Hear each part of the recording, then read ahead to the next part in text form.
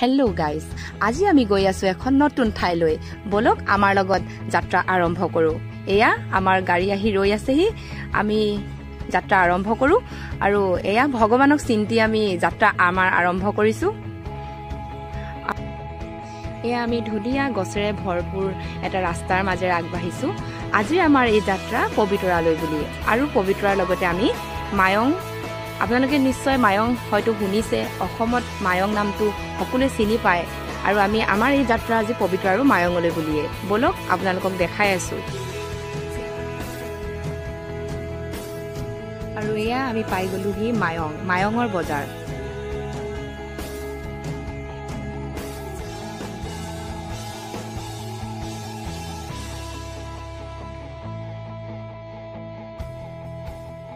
আৰু ইয়াতে পাই আমাৰ ষ্টাৰ্ট হৈ গ'ল আমাৰ টি পাৰ্টি। এয়া আজিলৈ ইমানখিনিয়ে, বাই বাই, আকৌ লগ পাম।